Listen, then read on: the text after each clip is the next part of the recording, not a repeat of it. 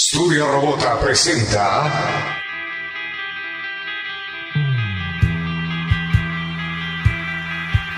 Perdidos en el Éter. Nuestros intrépidos héroes siguen surcando las dimensiones en pos de la justicia. ¡Sí! Una dimensión donde Tesla todavía está vivo. No solo eso, sino que también es un héroe mundial. El bien. Listo, Andriago, los prisioneros están asegurados. Macho, esta zona fantasma es ideal para contener a los fatales, montarrojos y otros delincuentes sonoros para siempre. Y la verdad. Sí, era cierto. Estos documentos secretos del Pentágono lo prueban. George Lucas creó los midichlorians porque perdió la apuesta con Spielberg. Buscando el bienestar de la humanidad, viajan a remotos mundos paralelos, persiguiendo tesoros artísticos de incomparable valor. En este kiosco de Tierra 245 tienen ejemplares del número 1 de Action Comics. Y a solo $1. ¿Cómo dice el señor kiosquero? ¿Cómo que porque nuestro billete tiene a Washington y no a James Brown? Así, armados de sus prodigiosos intelectos y corpulentas figuras, surcan el espacio interdimensional enfrentándose a las fuerzas del mal y defendiendo a los inocentes. Los villanos los buscan para vengarse, pero nuestros héroes ya se encuentran a salvo porque están perdidos en el éter. Un espacio dedicado a la difusión de la historieta, la ciencia ficción, los juegos de rol y temas afines, tales como la protección de la humanidad y la defensa del multiverso, porque ser extraño tiene su ciencia.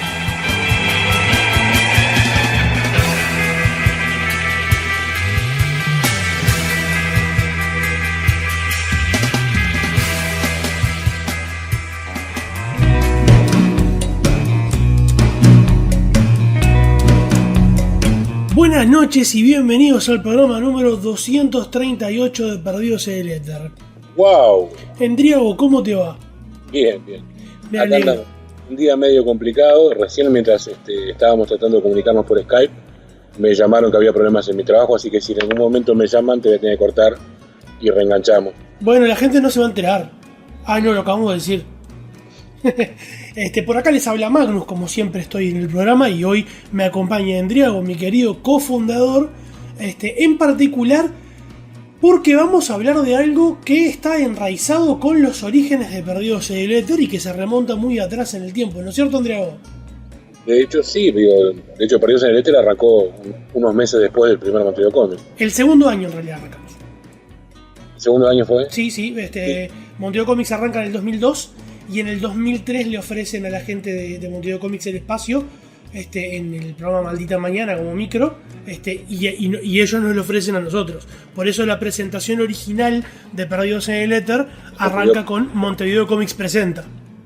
Sí. Después nos independizamos y eso.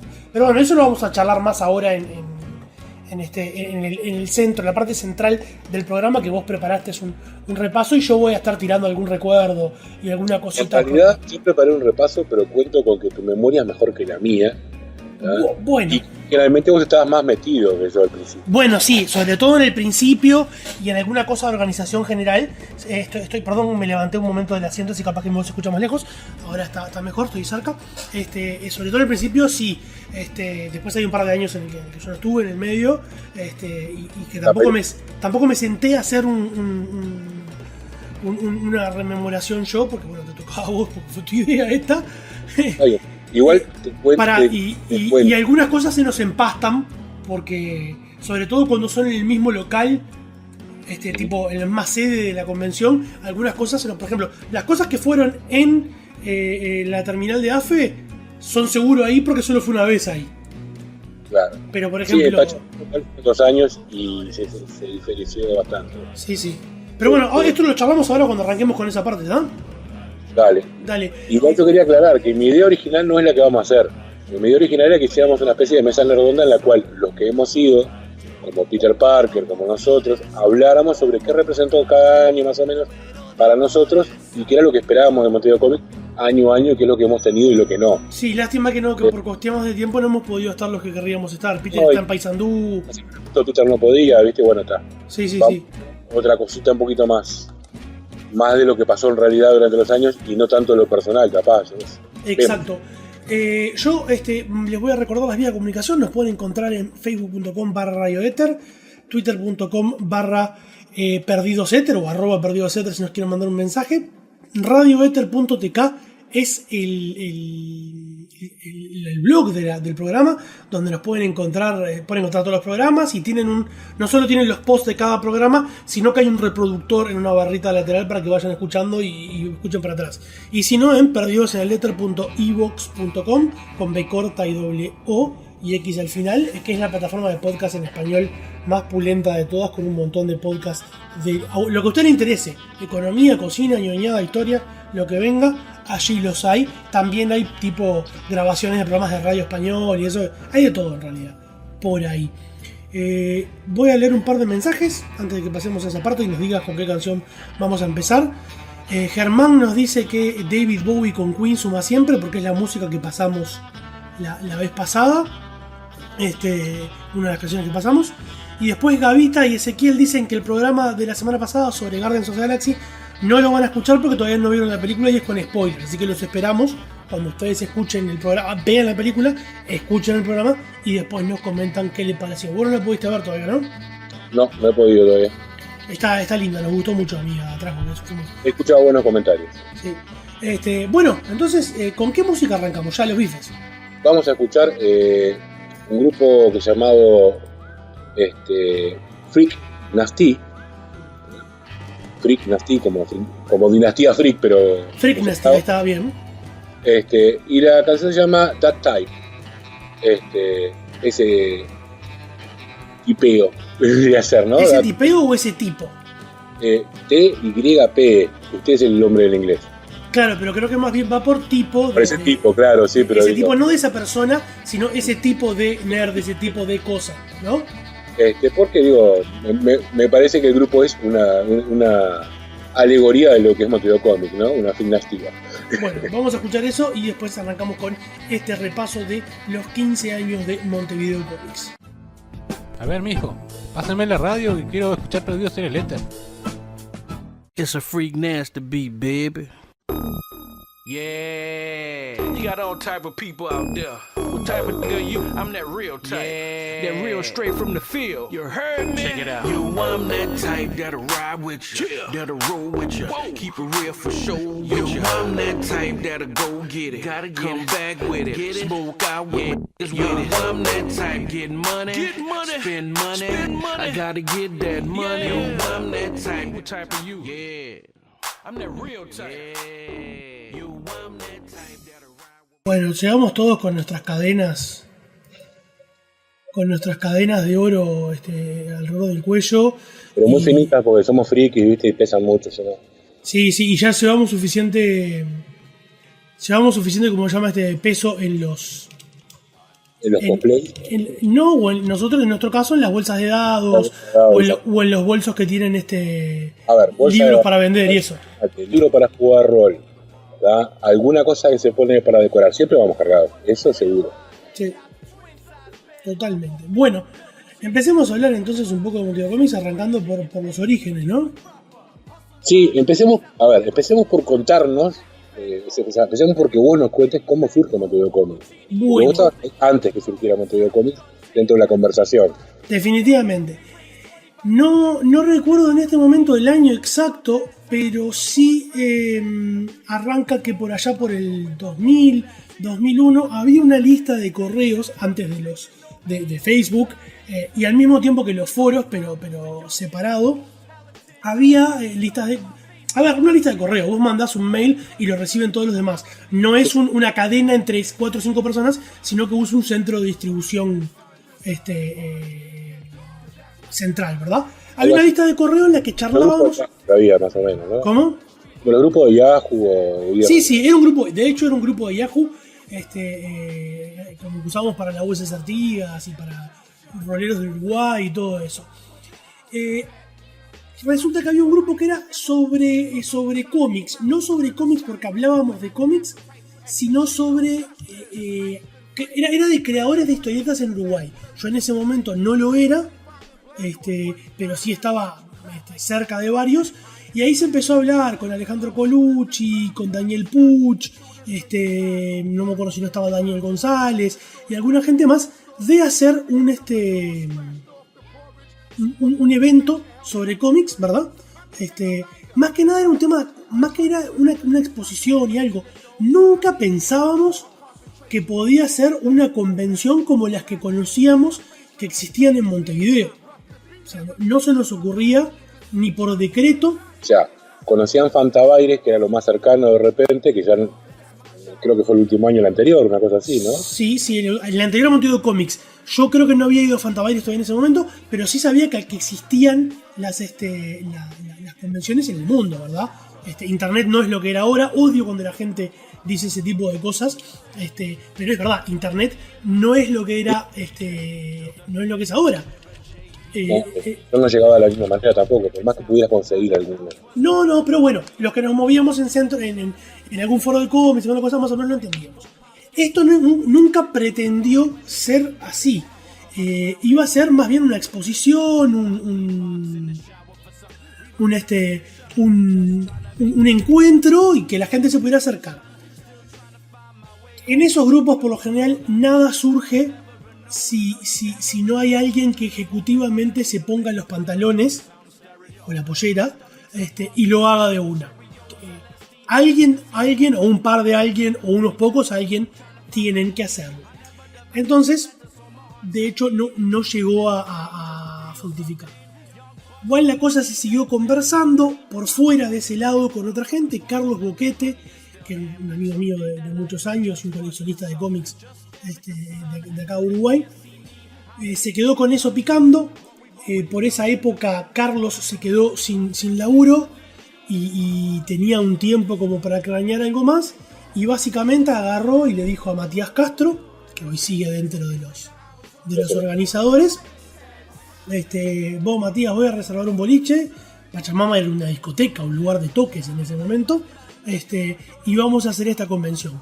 Bueno, Carlos nos reunió a mí y a Matías. Carlos iba a encargar de la parte comercial, que es un tipo que tiene una cabeza para eso, y Matías, que era el que trabajaba en prensa, porque es periodista, era el que tenía los contactos de prensa como para empezar a mover algo así. Yo, por obvia afinidad, me iba a encargar de la parte de juegos de rol, y también hice alguna cosita más, como acercar a las luces Artigas y eso. A vos te acerqué a la parte de rol. De hecho, ahí nace, esto ya es el 2002, y ahí nace Caballeros de Montevideo, sin el nombre todavía, pero nace ahí.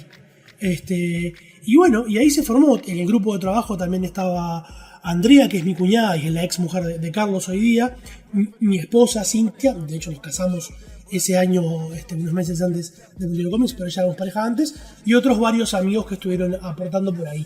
La primera convención fue súper modesta, comparándola con la que lo es hoy Montevideo Comics, tanto en tamaño como en estética y abarque. O sea, a ver, llegó a 600 personas, que para lo que son las movidas en Montevideo en esa época era un disparate. No, obvio, y nunca había habido nada así. No había, a lo sumo, alguna juntada, algún foro o algo, pero eso no tiene nada que ver. Había habido exposiciones de cómics en los 80, en los 90, pero nunca una convención. O sea, Montevideo Comics 1 fue pequeña y humilde y en un lugar poco apropiado, pero fue exactamente lo que es una convención, como lo es en Estados Unidos, en Europa o nosotros. Había grupos de fans, había artistas profesionales de cómics, porque estuvo Barreto y otra gente, estuvo el hijo también. Había concurso de cómics, que estuvo muy lindo, tuve la suerte de ser jurado ese año. Había mesas de rol, mesas de Magic, había tiendas de todo tipo, había charlas, había proyecciones, tenía absolutamente todo. Y nosotros sabíamos que estaba lleno de frikis por ahí, lo sabíamos. Pero esto como que nos legitimó enfrente de la cara de mucha gente, cuando vieron que salíamos de las piedras e íbamos a un evento. ¿No? Sí, es verdad. Yo estaba tratando de hacer memoria ahora porque recuerdo a Barreto en la 2, pero no recuerdo si estuvo en la 1. No, sí estuvo en la 1. Porque en la 1 fue que lo abordamos para que nos dibujara una pieza para la USS Artigas, que nos entregó el año siguiente. Cierto, lo tenemos todavía. Sí, yo en la 1 fue que lo conocí a Eduardo personalmente. Sí, en la 1 lo conocí personalmente a Eduardo. No, capaz que lo había conocido el año anterior o algo, pero fue ahí que lo abordamos. Capaz que ese año fue el que tuve más confianza como para ir a hablarle. Sí, yo recuerdo con mucho cariño la 1, porque la 1, aparte nosotros fuimos multilateralmente, porque fuimos por la parte de rol, fuimos como la Artigas también, digo, por la parte de Trek. Yo di una charla. Cada una de las cosas las decoramos, muy artesanalmente todo, porque digo, no había presupuesto para nada. Era todo súper artesanal, sí, pero nos quedó lindo, digo, estábamos en una escalera, y nos quedó bien igual. Sí, totalmente. Yo creo que esa primera convención, si bien hoy en día si la miramos era algo muy chiquito, a nosotros nos dejó una muy linda sensación de que habíamos conseguido algo. Sí. No un mango, porque nosotros no estábamos en la parte de finanzas de nada, no teníamos nada que ver con lo económico, pero sí habíamos logrado decir, bueno, los que vinieron vieron que hay un grupo de rol, vieron que hay fans de Star Trek, digo... No, de hecho te puedo blanquear. Yo que estaba en la parte de organización central, porque además de la parte de rol me encargaba de ayudar con las estancias, los expositores y otras cosas, bueno, el jurado y todo. Plata no hubo ese año, por lo menos para los que trabajamos ahí. Nos tiraron con alguna camiseta, alguna entrada de cine, creo que te tiré alguna también. Uh-huh. Al siguiente año o al otro, Montevideo Comics ya cambió, y a los que estábamos trabajando en la organización central, un dinero aunque sea simbólico se nos dio. De a poco fue progresando y hoy en día es una empresa más profesional, con cosas más organizadas, ¿no? Este año, desde el año pasado tengo que presentar factura para cobrar. Sí, con eso digo todo.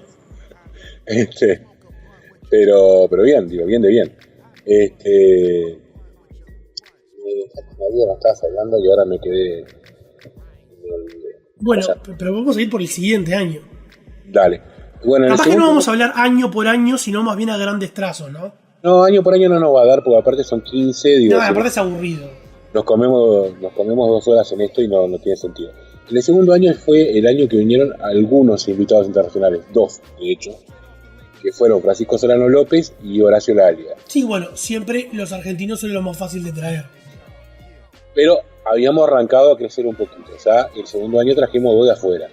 Seguíamos en Pachamama. Pero de afuera, seguíamos en Pachamama, estuvo bueno, estuvo muy buena, yo recuerdo hasta el día de hoy, la charla de Barreto que dio en la entrada de la escalera. O sea, se armó en el momento ahí en la escalera la charla y fue la que pude escuchar, porque las otras yo el año anterior no había podido enterarme porque estábamos dirigiendo. Porque estábamos dirigiendo y porque estaban en otra parte, no sé en qué parte estaban, digo, yo no... Estaban en uno de los descansos, como todo. ¿Te acordás que Pachamama tenía descansos más chicos, como el donde estaba el stand de las Artigas, que el segundo año había un caño perdiendo agua, uh-huh, y se nos inundó el barco espacial? Pero había un descanso más grande donde ahí había un par de stands más, como el de la Sociedad Tolkien y eso, pero había un lugar donde poner proyector y una tarimita y asientos para dar charlas. Yo fue el primer, ahora no me acuerdo si fue el primer año o el segundo que di la charla sobre aliens de Star Trek con apliques en la cara. Pero no importa, las charlas eran ahí. Creo que fue el primer año. Y esa de Barreto vos decís que se armó impromptu, que no era parte del... No sé si no era parte, pero se decidió que se fuera el primer tramo de escaleras en cuanto entrabas. Ahí se sentó él a hablar y la gente se sentaba más abajo escuchándolo. Uh-huh, sí. Y me permitió escucharla, porque yo hasta ese momento no había escuchado ninguna charla. En la convención anterior por lo menos no había escuchado no había podido ninguna. Es histórico, nosotros casi nunca podemos escuchar charlas. No, sí, claro. Todos los años nos pasa lo mismo. Alguna vez hemos participado de alguna, pero porque nos han invitado a participar. Pero no, porque nos toca. A mí me toca presentar libros, dimos una de Kirby el tercer año. El segundo año fue el año en que el rol robó gente, digamos. Mucha de la gente que jugó en esa convención de la segunda, hoy en día sigue dirigiendo y hoy en día dirige grupos de rol más chicos o más grandes, pero que hacen movidas también. Te diría que en la primera también, porque la primera convención la hicimos ese año, Montevideo Comics fue abril, si no me equivoco, y fue abril o marzo, y en julio presentamos, ya con Caballeros de Montevideo como nombre, en julio presentamos la idea de hacer una jornada por septiembre en el INJU, que incluso nos pidieron que hiciéramos mesas de rol en la actividad que hacían en vacaciones de julio, en julio.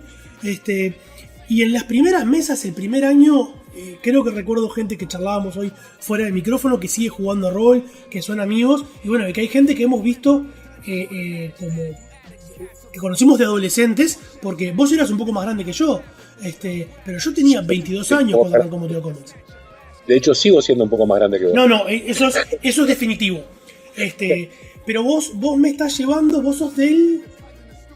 Yo soy de 65. Vos me llevás 15 años, o sea, vos tenías en ese momento la edad que tengo yo ahora. Exacto. Entonces, vos ya tenías 2 hijos relativamente grandes, aunque eran botijas. Yo tenía 22, estaba recién casado, hace 4 años que estaba con mi mujer, etc. En el primer año mi hijo ya fue disfrazado de Constantine. Sí, el niño que fuma, como decían todos, que era un cigarro de mentira, pero cuando ven las fotos que le hice Photoshop piensan que está fumando. Pero yo veo gente que conocimos en Montevideo Comics y en las jornadas posteriores de Caballero de Montevideo con 14, 15 años, ahora con 20 y pico, 30. Cierto. Entonces, bueno, es muy lindo. Y de vuelta, siento que le hicimos mucho bien a la comunidad de rol nosotros, primero con Montevideo Comics y después con Caballeros por su lado.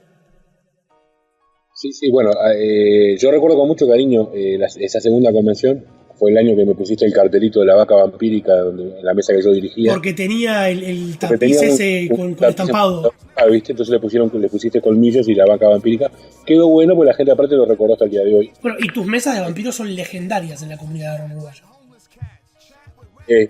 Y en esa primera mesa, por ejemplo, jugó Gio, que hoy en día está muy, muy metido en Reinos Infinitos. Sí, y es uno, y bueno, y con el Bastión es uno de los que ayuda a organizar la parte de rol de Montevideo Comics hace unos años con Caballeros. Sí, cierto. Yo recuerdo también en el primer año, volviendo al primer año, que sí, estaba la Voces Artigas y estaba Wildwood City, ya estaba vendiendo cartas de Magic, creo que algún Heroclix, la gente de Dragón que estaba con ellos, pero también había espacio para los fanzines. Belerofonte, sí, con Rodolfo, que nos conocimos ese año, gran amigo Rodolfo y compañero de programa ahora. Dragón con Roy y Bea estaban ahí con los Freedom Knights. Sonic Man, que no recuerdo el nombre de la gente y nunca los volví a ver ni volví a ver el cómic, pero fue tipo, mirá, hay gente haciendo fanzines y cómics acá, qué bueno. Sí, cierto. A mí me cuesta recordar que fue tan atrás, pero sí, es cierto, fue tan atrás. Sí. Fue así de atrás. Fue así de atrás. Bueno, ese segundo año ya fueron 300 personas más, fueron 900. Y ya había prensa, yo me acuerdo que ya el segundo año nos entrevistaban a algunos cosplayers, bueno, o gente disfrazada, porque no usábamos la palabra cosplay, era el concurso de disfraces. Y a mí, que estaba por la Voces Artigas y por la organización, nos entrevistó la hija de Víctor Hugo para el programa de Omar Gutiérrez en la entrada de Pachamama. Digo, empezó a moverse más la cosa. De hecho, fue después de esa edición que Marcelo era que se llamaba el de Maldita Mañana. Alejandro, perdón. Me lo confundo con Marcelo, el de Montevideo Comics, porque tienen looks similares. Sí, tiene cierto. Alejandro Mijalski, del programa Maldita Mañana, de la 91.9, que era la radio en la que estaba en ese momento Justicia Infinita. Lo que hoy en día es Radio Disney. Sí, se comunica con Carlos y con Matías para ofrecerles un espacio en radio. Por cuestiones de tiempo, Carlos y Matías no pudieron agarrarlo, pero se acercan a mí y a vos, que sabían. Nosotros ya estábamos con un proyecto de hacer... No sabíamos si decirle radio o radio online, el término podcast tampoco se usaba, más allá de que nosotros nos resistimos por años a usarlo. Se acercaron a nosotros porque ya teníamos un proyecto junto con Metal King, con Andrés, Macaco, y nosotros empezamos a hacer ese año, el 2003, en agosto, unos meses después de Montevideo Comics, empezamos a hacer, en julio, empezamos a hacer el micro Maldita Mañana, que bueno, después de que la radio se convirtió en Radio Disney y nos fueron ya de antemano, lo empezamos a hacer en radio comunitaria unos meses después y todo, y acá estamos. Rindió por todos lados. Acá estamos 14 años después nosotros. Acá conocimos a Diego, a Cairo, sí. Bueno, los hemos utilizado y garroneado cada tanto gracias a eso. Sí, bueno, a Cairo lo escuchan todos los programas con la presentación. Y este año no estamos haciendo ficción, pero el año pasado lo escuchaban todos los meses con la locución del zapping. Uh-huh. Y cada tanto aparece alguno, ya lo vamos a secuestrar para algo. Ese año es que entra en la organización Marcelo Sánchez. El segundo año de la convención, 2003. Marcelo también tenía una cabeza comercial bastante avesada, porque el loco ha laburado en varias cosas de diferentes ramos. Y es así como se metió el equipo para eso. Y de hecho, ese año Carlos emigra a México, donde vive todavía ahora, y deja su parte de la convención en manos de Marcelo, y es cuando la convención se muda al segundo local. A la estación central de Artigas. La estación de AFE, que en ese momento estaba en las manos de un grupo gestor cultural que hizo recitales y otras cosas, que no duró mucho, porque aparte aparentemente era un gran chanta el tipo que estaba a cargo de eso, pero el hall de la estación que usamos para la convención probablemente no fuera un lugar ideal comparado a los que tenemos ahora, pero comparado a Pachamama era infinitamente superior. Ah, sí, claro. No, pero aparte me dejaste pensando, digo, porque estaba en sus manos. Creo que sigue estando en sus manos, lo que pasa es que no hizo más nada. No, creo que perdió la concesión. Sí, porque todavía no consiguió recuperarla, ¿viste? No, creo que perdió la concesión ese hombre. Pero no solo era buena porque el ambiente era mucho más lindo, teníamos trenes cerca, ¿no? Sino que además era un solo piso. Era más grande, era más largo y tenía alguna cosita de costado. Para arrancar te puedo decir que trabajando en la organización general, en la que tenía que estar corriendo de acá para allá por un montón de cosas, se hizo mucho más fácil trabajar cuando era un solo plano. A lo sumo bajábamos a la entrada, Cintia, mi señora, estaba en la entrada con la boletería, porque no había nada de comprar la entrada en Red Pagos o Hábitat. No, tiquecito en la entrada. La portera. Cintia estaba ahí y estaba embarazada desde el 2004, y estaba embarazada de varios meses de Gabriel, porque esto es mayo, una cosa por el estilo, junio, y Gabriel es de octubre. A lo sumo había que bajar hasta ahí nomás, pero en Pachamama había que ir y subir varios pisos para cada cosa, para salir a tomar una coca, para salir a fumar un cigarro, para lo que fuera. También acá corría la ventaja de que la sala de charlas era una sala de verdad. Era una sala, sí. Era una sala de verdad. Para mí en AFE fue la música. Sí. Para mí el problema en AFE fue la música. La música la pusieron en el medio de todo y tapaba todo. Sí, y para mí la música que ponen sigue sin tener nada que ver con la convención, incluso hasta el día de hoy. Sí, estamos de acuerdo. No tiene mucho sentido tener música permanentemente por los parlantes. Hoy con el Sodre, que es un lugar mucho más amplio, no jode tanto porque estás lejísimos con la parte de rol o en la parte que estamos atendiendo stand de cómics, y se puede charlar. Pero en AFE fue complicadísimo, teníamos que ir cada rato a pedir que bajaran un poco la música porque habían traído un par de DJs que se copaban como que estuvieran en la Creamfield. No, aparte pasaban dos cosas. Por un lado tenías, ese año fue el año que la gente de Artigas se la jugó y armaron su Raptor Warp. El Raptor Warp, sí. Grande Seo, a Nacho, toda esa gente. No solamente luces, sino sonido. Y el sonido no había forma de escucharlo porque los parlantes tapaban todo. No, de verdad. También una cosa. Perdón. No, y por el otro lado tenías del otro lado los stands, como por ejemplo de lo que después fue Maturidad Masacre, que todavía no había abierto, en ese momento estaba por abrir. No, pero tenía el videoclub, John. Tenía videoclub, no tenía Maturidad Masacre. Y vendía alguna porquería igual también. Que para hablar con él y comprarle algo, digo, no se escuchaba nada. Bueno, repito. Están ese año también. Repito, los DJs se pensaban que estaban en una fiesta electrónica. Bueno, los primeros invitados internacionales de ese año, o sea, otra vez argentinos, ¿no? De cambio fueron Eugenio Sopi y Enrique Alcatena. Que tuvimos la gran suerte, primero, de conocer aquí a Alcatena, que es un grande, no solo artísticamente, sino como persona, sino de hacerle una nota, y de hacerle una nota a Eugenio Sopi, que a los meses falleció. Sí, antes que se muriera.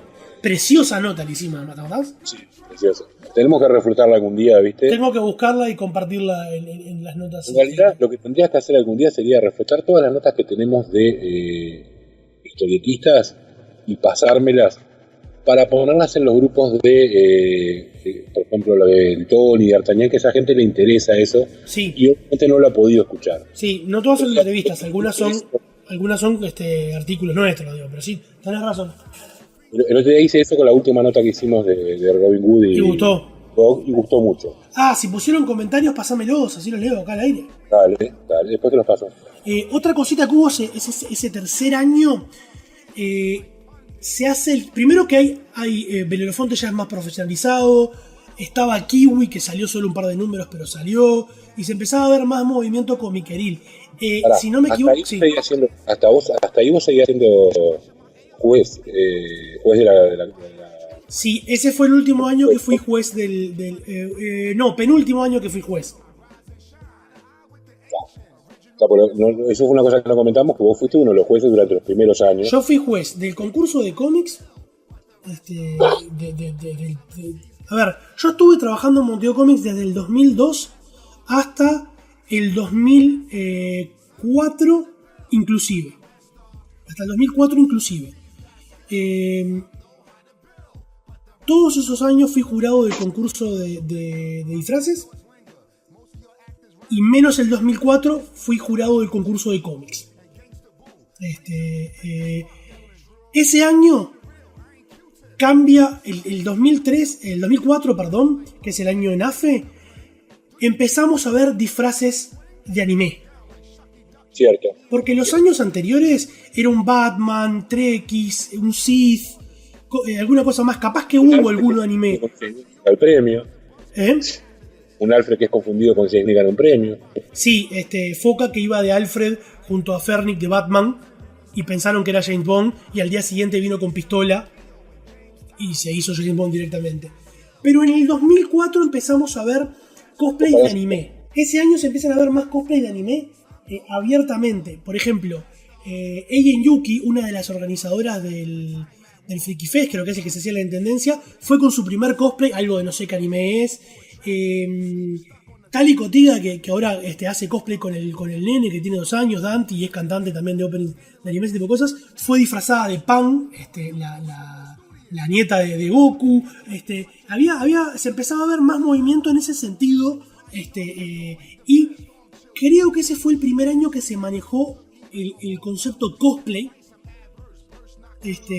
Incluso fue el primer año que la gente de Anime FG, que hasta el día de hoy está encargada de la organización del concurso de cosplay, y de hecho son los representantes de la Yamato Cup, un evento internacional de cosplay.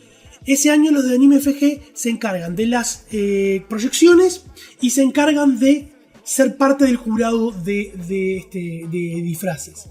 Porque lo ameritaba, porque hasta el momento éramos gente que lo hacíamos de onda, qué sé yo. Pero había gente que no sabes de qué mierda está disfrazado alguien y no podés saber cuán fiel es. Entonces necesitas tener gente variada en el no se llamaba concurso de cosplay todavía y no recuerdo, creo que no fue el año siguiente, sino el otro que se empezó a usar el término cosplay, pero empezó a manejarse el concepto de cosplay ahí. Ahí hay un punto que yo hasta el día de hoy tengo un tema que no me termina de cerrar. Para mí, el concurso de cosplay no tendría por qué ser representado el jurado solamente con gente de anime. No. Es justamente lo que estoy diciendo. Estoy diciendo que faltaba gente que supiera de eso. Y ahí se agregaron. Para mí, el sistema para evaluar los cosplays, los disfraces, como le quieras decir, es que la persona que se presenta tiene que presentar 2 o 3 imágenes de lo que está haciendo. Estamos de acuerdo. Para que los que no conocen el personaje puedan ver la cercanía que hay o no con el Estamos de acuerdo. Igual era algo muy todavía era muy casero todo el asunto. Sí, pero hasta hoy en día sigue sin pasar eso. Para mí tendría que poder haber un voto de jurado del público que fuera realmente analizando eso. Y no simplemente si sos fan sabes quién es y si no fuiste. No, estamos de acuerdo. Bueno, en el 2004, es el año que pasamos al Plaza, el lugar que fue el hogar de Monteo Comics durante unos cuantos años. Y hasta ahora que ha sido más tiempo. Sí, hasta ahora, pero va a perder enseguida. Dentro de muy poco va a perimir esa.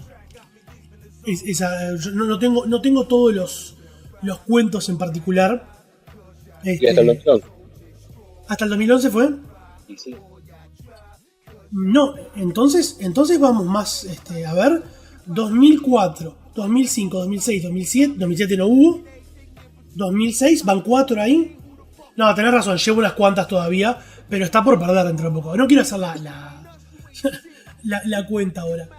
Pero Ese año, en 2005, el primer año del Plaza, es cuando las empresas las distribuidoras de cine y ese tipo de cosas empiezan a darse cuenta que hay algo ahí y empiezan a apoyar, poniendo alguna propaganda, algún cartel, tirando alguna entrada de cine que en los primeros años no había, era más bien algún póster que había donado Jonathan, alguna tienda más. Empieza a cambiar, la cosa se empieza a profesionalizar bastante más. Bueno, ya ahí arrancamos, el primer año en el Plaza ya van 3.000 personas. Sí. Y en los invitados internacionales ya son Carlos Trillo, Alcatena, Eduardo Rizzo, Leonardo Maco. Seguimos metiendo argentinos. Pero ya vino Gel de la Calle de España, Juan Carlos Fernández de Portugal, bien. Valencia de México. No me acordaba de esos. Sí, yo creo que no llegué a conocerlo siquiera. Fueron los años en que nos metían en la parte de rol y no nos daba el tiempo para salir. A lo sumo bajábamos a ver alguna charla un ratito si estaba Leo Lagos y Curi, que en ese momento era la novedad, Sí, que acá quiero decir una cosa. La gente del cosplay los odia. Sí, ellos los odian, nosotros los queremos. No, yo los quiero a ellos personalmente, pero ¿sabes cuál es el problema? Que se los ponen siempre la gente de cosplay. Los ponen en el interín del concurso de cosplay y el anuncio de los ganadores, y los locos todos los años hacen los mismos dos chistes. Marvel vs DC y los cosplayers son unos pelotudos. Y los cosplayers están podridos. Se lo han dicho a Montego Comics y Montego Comics lo sigue haciendo. Montego Comics lo sigue haciendo y están realmente cansados de eso los cosplayers. Ese 2005, como te digo, las cosas se empieza a profesionalizar bastante. Después realmente yo ahí ya no puedo decir más nada porque ese fue el último año que trabajé ahí, porque tuve unos problemas grosos con Matías y Marcelo, que bueno, están solucionados en este momento, y los hemos comentado alguna vez en el programa, no importa, no viene al caso. Atrás y miren. Sí. Pero bueno, los siguientes años ya no puedo comentar más que de afuera. Igual vos dejaste de ir a los como 2 años. 2006, 2007 que no hubo, 2008, 2009, 2010. No, porque a partir del 2009 yo te empecé a invitar como máster y ellos no tuvieron problema. No. El año en el que yo vuelvo a Montevideo Comics es el año en que sacamos las primeras GAS 3K, que fue 2011. El 2010 teníamos stand de GAS porque GAS se había fundado en el 2009 y en 2000 tuvimos stand, pero yo no pude ir. Fue el año que entrevisté a Peter David en el hotel afuera. Y en 2011 largamos las dos primeras GAS 3K, la GAS 3K.1 y la GAS 3.2, y es el año en que yo vuelvo como expositor, porque antes vos habías tratado de invitarme como máster y te habían dicho que no. Sabes que eso sí se me ha olvidado. Te puedo asegurar, yo nunca fui como máster a Montevideo Comics solo. Fui como parte de la organización principal y organizador de la parte de rol los primeros 4 o 5 años, y ahí dirigía, y volví en el 2011 como historietista. Alguna vez desde el 2011 te he ofrecido cubrir alguna mesa si se necesitaba, pero no hubo necesidad. Pero no, justamente el año que me trataste de meter como máster, te echaron para atrás mi nombre. Porque todavía había rencores.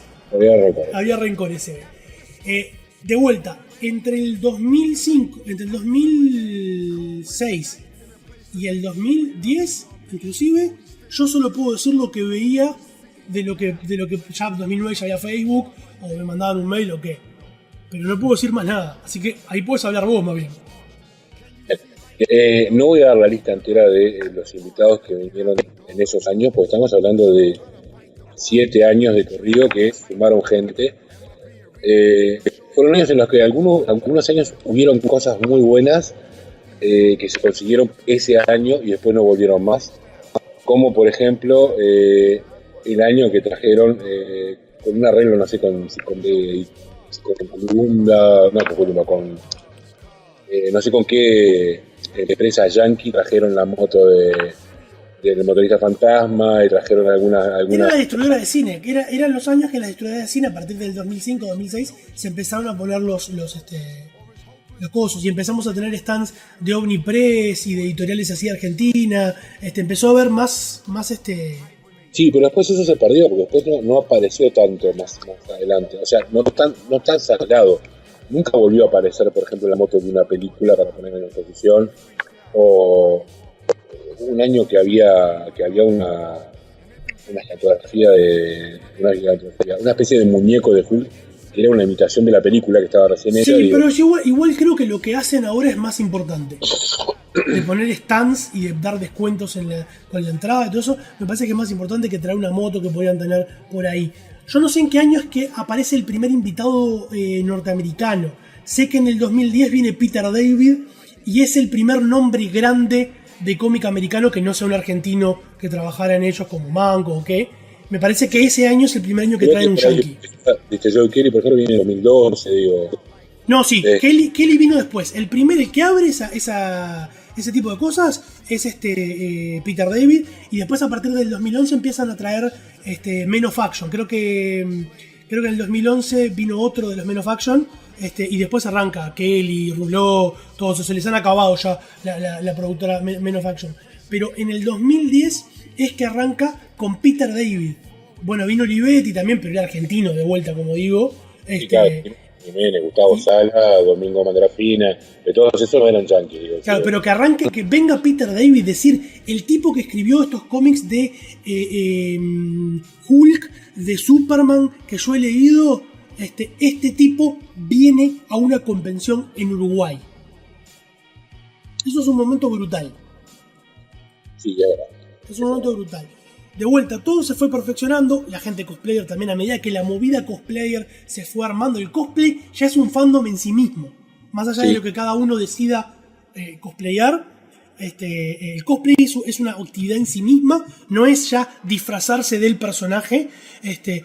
Internet fue ayudando tanto en la parte de las compras del exterior como el poder ver tutoriales y encontrar cosas, a que cada vez los cosplays fueran cosas más impresionantes. Sí, y bueno, y yo creo que el cosplay se hubiera separado de Montevideo Comics si no fuera por la Yamato.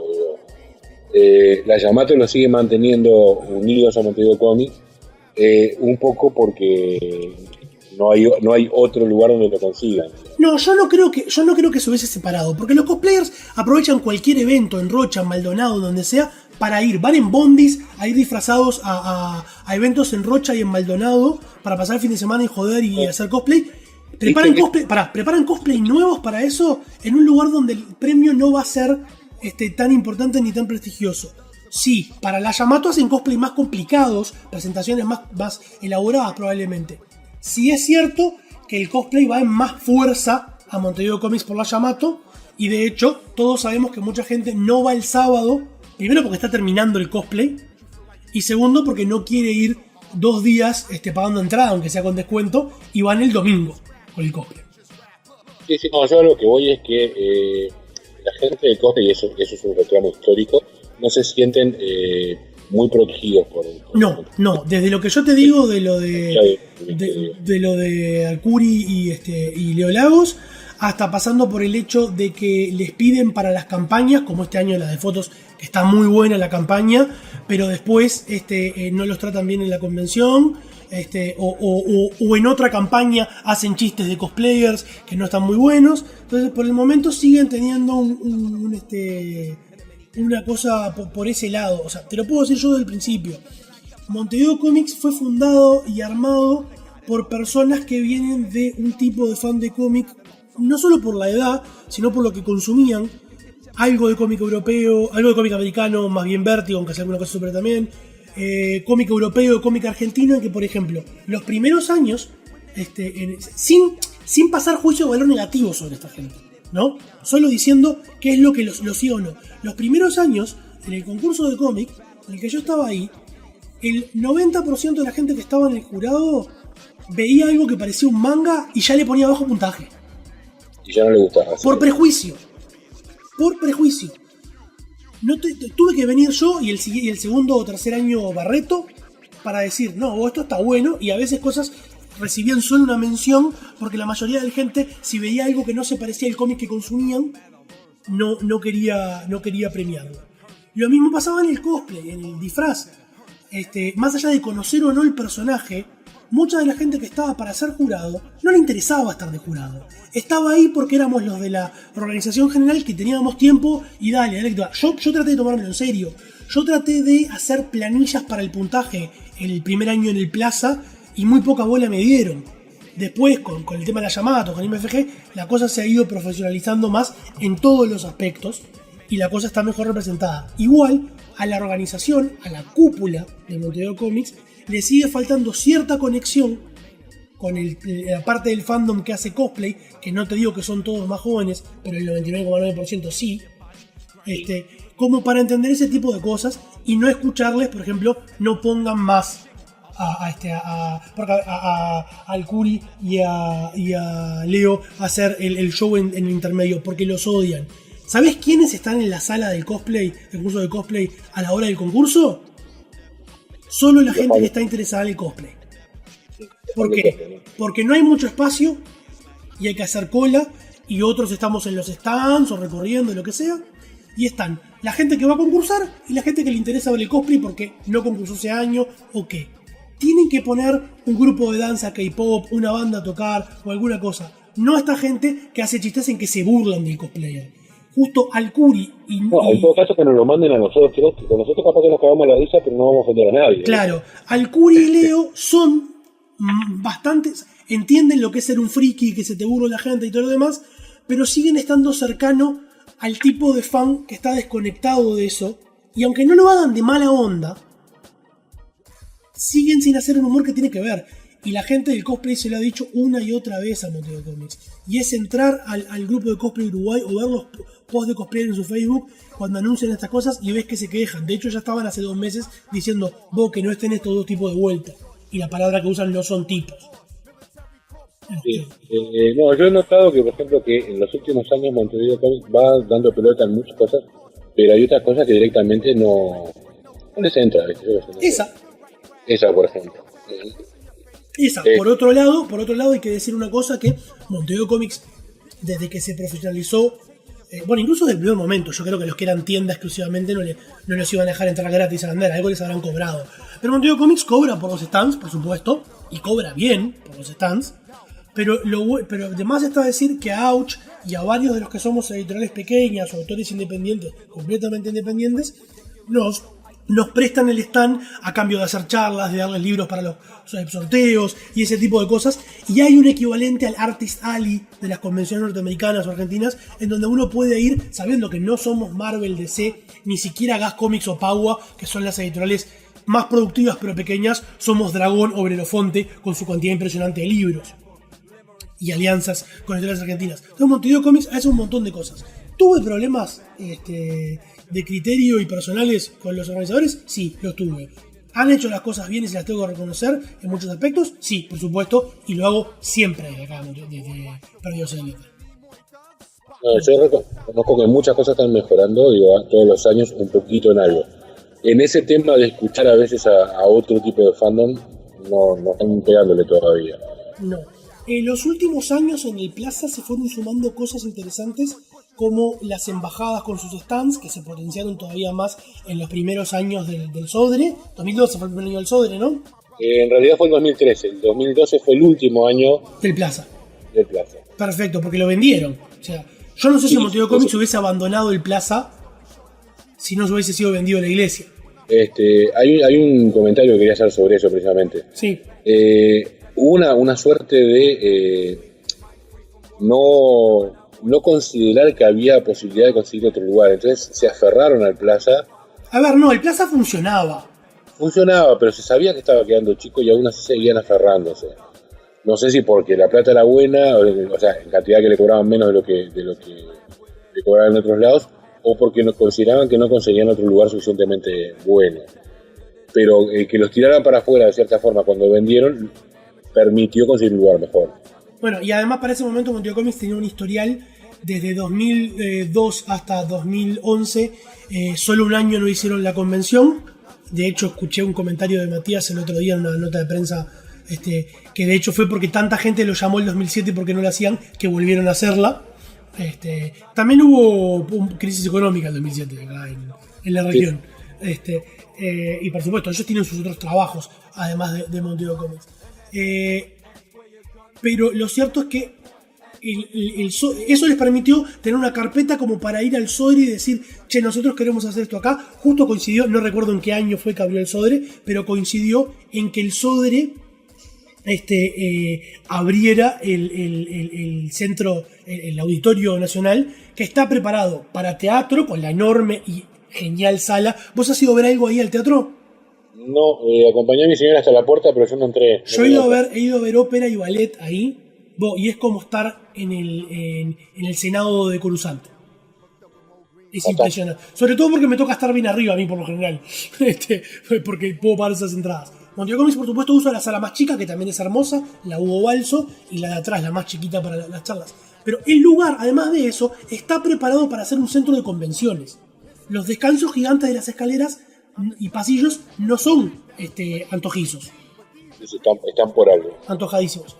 También representa una profesionalización en el tema de Montevideo Comics, primero por estar lidiando con un órgano del Estado y todo ese tipo de cosas, sino por el hecho de que de pasar a ser esta cosa que hacemos acá y están correteando por ahí los organizadores, en el Sodre empieza a ver el stand de Montevideo Comics, donde no solo venden algunas cosas de la convención o de los invitados grandes que siguen viniendo cada vez más y mejores, sino que ahí, por ejemplo, nos dan las acreditaciones, puede ir a consultar la gente cosas, te cambian el libro que viene con la entrada, ya hay como una cosa más central. Hay ropería porque es el Sodre, hay venta de entradas, este año no sé, creo que es solo en el Sodre, pero ha habido venta de entrada en redes de cobranza, todo ese tipo de cosas, puedes ir y pagar con tarjeta, la entrada, la cosa se ha vuelto más, ahora sí es exactamente igual, tanto en contenido como en forma, a una convención en otro país. Sí.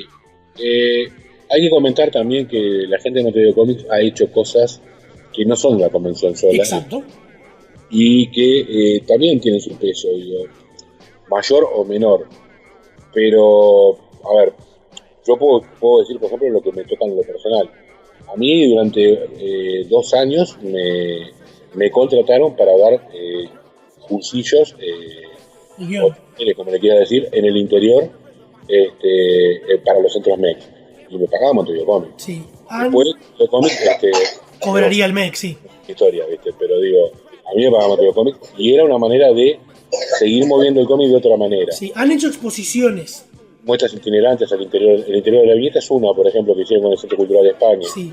También los del interior para que se fueran conocidos. Si había fanziners y alguien un poco más profesionalizado como Rodolfo o que los primeros años de Montevideo Comics, Rodolfo Santuro por primera fuente, para el 2009-2010 hay una explosión de cómics y ya en esos años nosotros estábamos con nuestros fanzinecitos, pero ya había libros de verdad de la otra gente, y la propia Montevideo Comics, de pasar a ser una revista con 4 o 5 cómics que ganaron premios y el programa que era eso, que son impresionantes, pero son algo importante, pero igual no.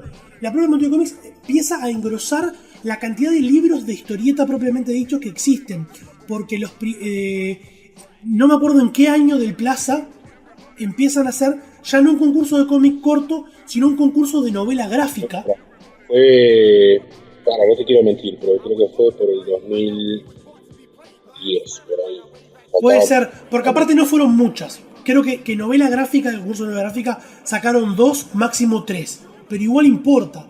Y desde el primer año en el Sodre empezaron con este proyecto magnífico de Matías, que es la recuperación y restauración de historietas clásicas uruguayas. Ya hicieron el de Fola, este año sale uno de Gesio, el de... ¿cómo se llama este otro? De Federici. Hay por lo menos 4 o 5 libros y siguen saliendo año tras año de historieta uruguaya clásica recuperada, con laburo impresionante de investigación, de restauración y de edición. Entonces, me das una alegría que este año sea el de Gesio, ¿eh? ¿Qué? Me das una alegría que este año sea el de Gesio, porque a mí no me había puesto a averiguar todavía. Yo lo vi en el programa ayer. Yo no me había puesto a averiguar, ¿viste? Digo, pero yo siempre vengo diciendo que a Hensel había que sacarlo también. No, pero por supuesto. Entonces, han hecho eso y ahora uno puede tener en la biblioteca esos cómics clásicos uruguayos para atesorar y para que se guarden no solo en diarios mohosos o en el recuerdo o en algún escaneo berreta. No, está todo bien hecho. Las 2000 o más o menos primeras personas que ingresan cada día se van con un libro o dos abajo del brazo. Yo realmente no entiendo a la gente cuando se queja del precio de la entrada de Monteo Comics. Te digo la verdad, yo no sé cuánto sale en este momento porque jamás pagué una entrada de Monteo Comics porque siempre voy a trabajar. Este año sale 580 pesos los 2 días, 2.90 cada día. Dejate joder. Te llevas por lo menos 1 o 2 libros si llegás temprano. Hay 2x1 de todos colores en la guía. Adentro hay sorteos, películas, regalan cosas. No hay forma. Vos podés decir, che, este no es el precio para mí. A mí no me interesa, pero no podés decir que es caro. O sea, ¿cuánto sale una entrada de cine el fin de semana? Una entrada de cine está en torno a los 200 y pico mangos. Estamos hablando de que acá, digo, si querés podés ir a ver películas también. De hecho, hay proyecciones durante todo el... Y cosas que no vas a encontrar en otro lado, y las charlas, y un montón de cosas. Claro, si vos solo querés, y acá es un pequeño palo para la gente del cosplay, si vos solo querés ir a disfrazarte y a pasearte disfrazado, de vuelta, sin desmerecer su laburo, porque muchos son nuestros amigos, claro que es caro. Claro que es mucho mejor ir, no sé, a Encuentro Friki, que es ahora en junio en la Biblioteca Nacional, que el precio es un kilo de entrada de alimento para mascotas. El año pasado era uno de kilo de comida y fue libre en otro momento. Pero Montevideo Comics es una convención con un montón de cosas más. Ojo, la gente de Encuentro Friki está poniendo charlas y otras cosas también, y talleres, que está muy bueno. Pero Montevideo Comics ofrece un montón de cosas más. Y no es la primera vez, hablando de la convención, en que nos detenemos a decir, che, no sé qué gente que es caro. Es verdad. Y porque es verdad. Digo, punto. Sí. Después, ¿qué decir sobre los años que ha sido en el Sodre? No hay mucho más que decir. La convención se ha mantenido básicamente igual. Ha mejorado con alguna cosa más o menos, o ha empeorado porque le han quitado alguna cosa. Si nos han escuchado, por ejemplo, hubo un año en que estábamos súper apartados para un costado de los historietistas uruguayos y nadie pasaba por ahí. Y eso los escucharon y lo han arreglado. Lo han arreglado. El local, por supuesto, es bellísimo. Todos los años vienen artistas interesantes. Este año vienen franceses, coreanos, etc. Viene Charles Soule, un loco que ha escrito Daredevil y ha escrito Green Lantern. Es un loco relativamente nuevo en el ambiente del cómic, porque creo que antes es novelista o guionista de tele. Pero loco, que te puedo llevar cómics de Green Lantern y Daredevil firmados. Por favor. Que lo hemos hecho con otras cosas y todo eso. Pero es impresionante realmente. Cada vez hay más oferta de cómics nacionales y Montevideo Comics tiene que ver bastante en eso, como lo mencionábamos recién. Entonces, yo no sé qué más agregar. No sé si vos querés agregar algo. No, yo lo que quería decir, en realidad vos lo dijiste, y es que cuando tiene que ver con el cómic, o sea, se llama Montevideo Comics y no es por nada, ¿viste? Cuando tiene que ver con el cómic, los locos se ponen las pilas a escuchar cuando le decís, vos, esto no funcionó, lo preferiríamos de tal manera. Mucho antes escuchan eso que cualquiera de los otros reclamos, digo. Sí. Y eso es bueno, ¿viste? Digo, por lo menos, digo, en ese sentido son coherentes. Lo de ellos es algo comercial, pero con un toque de fan en el sentido de, estamos por esto. Sí. Bueno, hay una cosa que yo quiero agregar sobre el comienzo de Montevideo Comics, que lo he dicho acá alguna vez. El nombre. El nombre porque surgió de gente que era más centrada en el cómic, como eran Carlos, Matías u otra gente que estaba alrededor. A mí siempre me pareció una camisa de fuerza.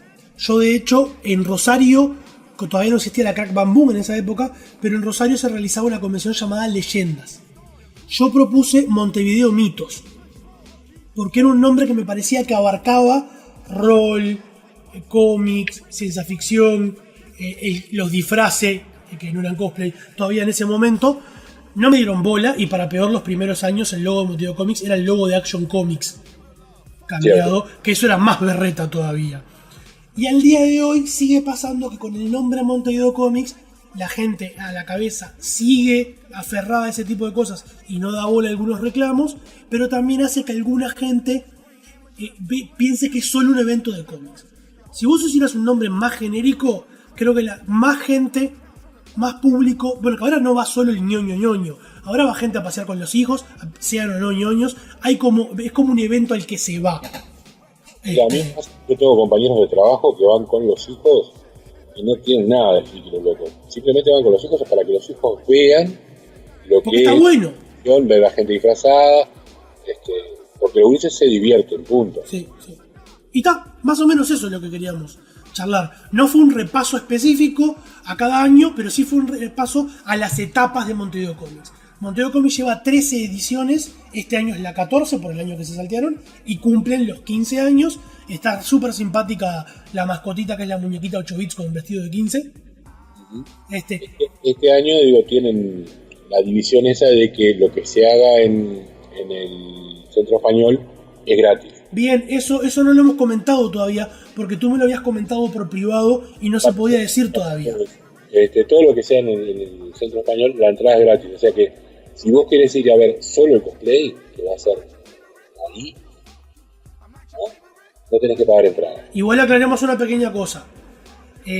Los cosplayers no van a andar por ahí sacándose fotos todo el tiempo, van a estar en la convención. Ahí es el concurso y el auditorio tiene un tamaño limitado. Pero me imagino que igual van a poner alguna exposición, alguna cosa como alguna charla. Hay otras actividades, sí. Pero está bueno eso. Eso se parece a lo que hace Crack Bamboo en Argentina, que tiene uno de los galpones, es para los pequeños editores y eso, y fanzines, y ahí la entrada es gratis. Bien. Si vos querés entrar a donde están los stands de pago, las editoriales grandes y todo lo demás, ahí sí tenés que pagar una entrada. Pero eso está bueno. A mí no me gustaría que pasara en Montevideo Comics porque no me gustaría estar separado del resto de las cosas. Pero también me parece que está bueno que haya una parte que sea gratis para que alguna gente... Bueno, Montevideo Comics, además de las exposiciones que ha hecho gratis en lugares como el Centro Cultural de España y eso, también ha organizado charlas. Los invitados que trae no solo dan charlas de Estados Unidos, de Japón, de Corea, no solo dan charlas en la convención, sino que dan charlas en lugares como la ORT o A+, o esos lugares que son afuera y que son de entrada libre, limitada porque no siempre hay lugar, pero son de entrada libre. Hay un montón de cosas que hacen. Las mesas de negocios que han hecho varios años para acercar dibujantes y creativos a empresas que los puedan contratar están muy buenas también. De hecho, de ahí sacamos a Abel Alves, el gallego que ahora se volvió para Galicia, pero que lo tenemos adoptado uruguayo. Abel se acercó porque Dragón Comics estaba buscando gente, y hizo la mesa esa, y Abel se acercó con sus tebeos que había hecho en España, y ahí empezó a sacar cómics acá en Uruguay, Abel. No lo tenía eso. No, es buenísimo porque vos y yo tenemos un montón de cosas que sabemos de Montevideo Comics, pero que asumimos que el otro las sabe, o no salen en conversación, y hoy nos las hemos ido tirando. Sí, es verdad. Eso estuvo bueno, ¿no? Es verdad. Porque aparte pasa que en los últimos años, por ejemplo, si bien nos visitamos, por temas laborales vos estás en el stand. Y yo estoy abajo del todo y vos abajo arriba del todo. Nos vemos, pero no estamos juntos, claro. Entonces muchos comentarios quedan para el día que nos acordemos. Sí, es verdad. Bueno, vamos a escuchar un poquito de música antes del final del programa. ¿Qué tenés para el final? No elegí más temas. Te iba a dejar a vos que eligieras algo que tuviera que ver con lo que te representa a vos en la convención. Bueno, me hubieses avisado. Claro, yo nunca te dije elegí las dos canciones. No, me dijiste elegí tema. Elegí un tema. Sí, es verdad. Te dije elegí tema. No, te dije elegí música. Bueno, música puede ser. Pero por lo general te dejo elegir un tema. Y no aclaré. Caramba, producción al aire. No se me ocurre nada que pueda representar. Ya sé, voy a pasar a los Beatles. Bien. Y no va a ser un tema pum para arriba, pero va a ser un tema que tiene que ver con todo esto y que tiene que ver con mi viacrucis personal en Montevideo Comics. Vale. The Long and Winding Road, el camino largo y sinuoso. Bueno. Vamos con eso y el final del programa. Dale. The long and winding road that leads to your door. Bombón y caramelo, barrita perdidos en el éter. Llegamos al final de este programa, Andriego. Fue un verdadero placer tenerte por acá, que hace un tiempo que no estabas.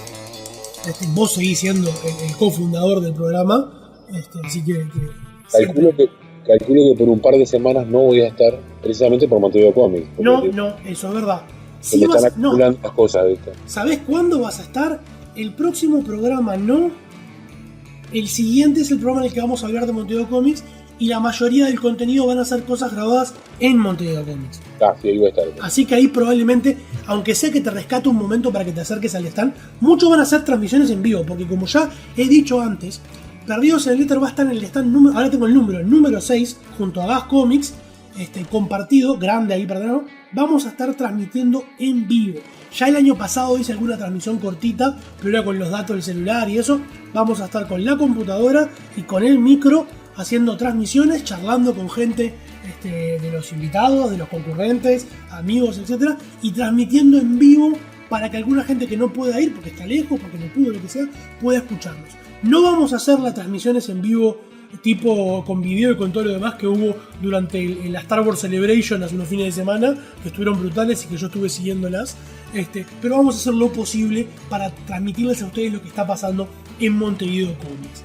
¿Qué vamos a hacer la semana que viene? La semana que viene tenemos otra entrega de Conociendo la Tripulación, esta serie de especiales sobre la gente que trabaja detrás de cámaras en Star Trek.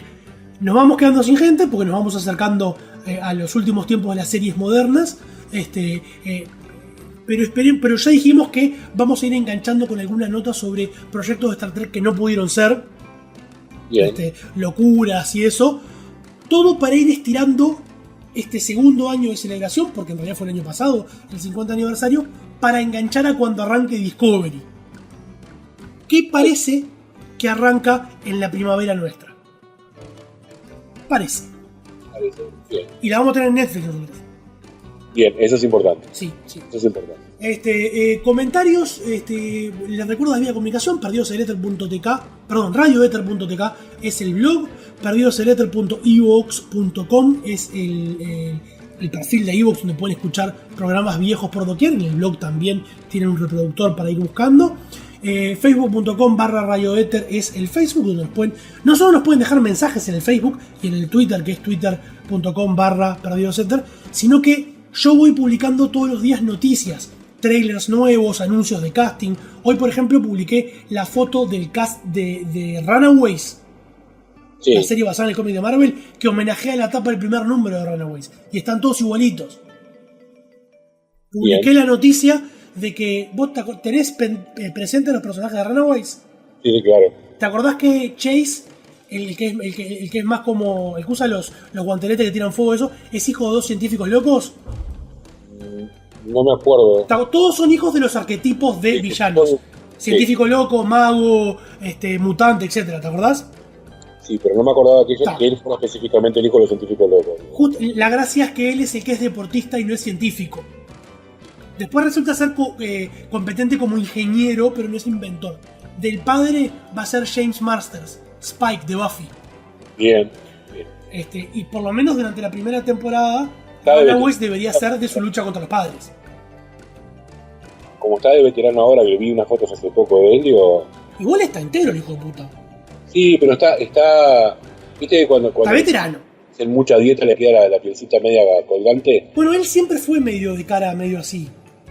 Era más flaco igual, pero bueno, y todas esas cosas las vamos compartiendo ahí para que estén actualizados nuestros seguidores, nuestros amigos, y así que los invitamos por ahí. ¿Vos tenés algún comentario más antes de despedirnos, Andreu? Me están mordiendo acá. ¿Quieren comida? Quieren comida, perfecto. Gracias, Andreu, nos estamos viendo muy pronto vos y yo en persona, y a la audiencia le digo que nos escuchamos la semana que viene en Perdidos en el Éter, porque Ser Extraño tiene su ciencia. Atención, la conexión interdimensional se encuentra inestable. Esta transmisión puede, en cualquier momento,